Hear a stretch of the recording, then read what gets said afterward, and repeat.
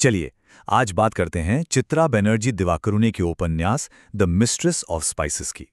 ये कहानी है जादू की, फर्ज की और दिल की ख्वाहिशों की, जो कैलिफोर्निया के ओकलैंड शहर में घटती है। तो एक सवाल से शुरू करते हैं, क्या मसाले सिर्फ हमारे खाने में जायका घोलते हैं या उनमें हमारी तकदीर बदलने की भी ताकत होती है? आइए इसी दिलचस्प सवाल के साथ इस कहानी की गहराइयों में उतरते हैं। कहानी की शुरुआत टिलो से नहीं बल्कि एक लड़की से होती है जिसका नाम है नयनतारा। वो दक्षिण भारत के एक छोटे से गांव में पैदा हुई थी। देखिए, उसका बचपन बिल्कुल भी आसान नहीं था। पहले तो उसे परिवार ने ही नहीं चाहा।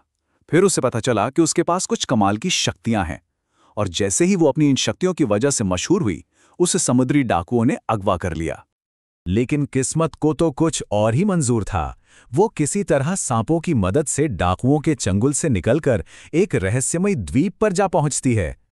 और इसी द्वीप पर एक बहुत ही शक्तिशाली गुरु की देखरेख में नयनतारा का असली सफर शुरू होता है। ये कोई आसान सफर नहीं था।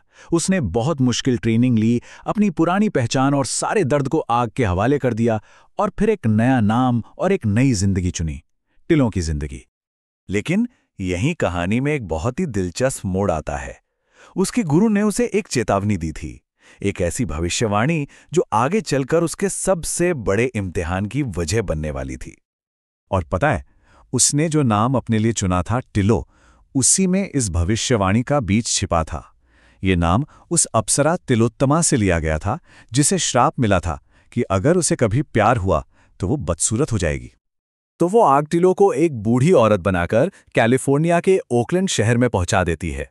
वहां वो स्पाइस बाजार नाम की एक दुकान खोलती है, लेकिन उसे कुछ बहुत ही सख्त नियमों के साथ जीना पड़ता है। ये 5 नियम उसकी जिंदगी का आधार थे। एक पवित्र कसम जिसे उसे अपनी शक्तियों को बनाए रखने के लिए हर हाल में निभाना था।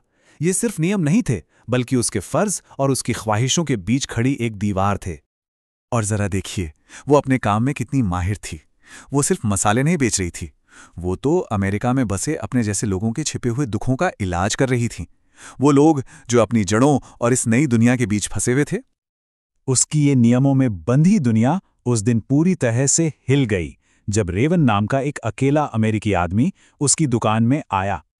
रेवन को देखकर टिलो के दिल में वो भावनाएं जाग उठीं जिन्हें उसने सालों से दबा कर रखा था। अब उसके सामने एक बहुत बड़ा फैसला था। हींग का इस्तेमाल करके रेवन की दिलचस्पी को हमेशा के लिए खत्म कर दें, या फिर काली मिर्च का इस्तेमाल करके उसके दिल की सच्चाई जाने जो उन्हें और भी करीब ला सकती थी। और यहीं पर कहानी का सबसे बड़ा मोड़ आता है। उसने अपने फर्ज के ऊपर अपने दिल को चुना, और बस यहीं से उसकी असली परीक्षा शुरू हो गई। एक एक करके उसके सारे पवित्र नियम टूटने लगे जैसे ही उसने अपनी इंसानी ख्वाहिशों को और प्यार को अपनी जिंदगियों में जगह दी। नियम तोड़ने का नतीजा तो होना ही था। फर्स्ट मदर की आत्मा नाराज हो गई और उसने टिलो को चेतावनी दी कि संपत्ति की आग जो सब कुछ पाक कर देती है, उसे सजा देने और वापस द्वीप पर ले जाने के लिए आ रही है। टिलो जादुई सजा का इंतजार कर रही थी, लेकिन आई असली दुनिया की एक तबाही, एक जबरदस्त भूकंप जिसने उसके शहर और उसकी दुकान दोनों को तबाह कर दिया। उसकी दुकान अब खंडहर बन चुकी थी, और इन्हीं खंडहरों के बीच रेवन उसे एक मौका देता है यहां से भाग चलने का, एक साथ मिलकर अपनी खुद की जन्नत बनाने का। लेकिन टिलो एक बहुत ही गहरा फैसला लेती है। वो एक सपनों की जन्नत को ठुकराकर उस बिखरी हुई लेकिन खूबसूरत हकीकत को चुनती है, जहां वो लोगों की मदद कर सकती है और अपने समुदाय को फिर से खड़ा कर सकती है। और ये कहानी हमें एक आखिरी सवाल के साथ छोड़ जाती है कि असली जादू आखिर है क्या?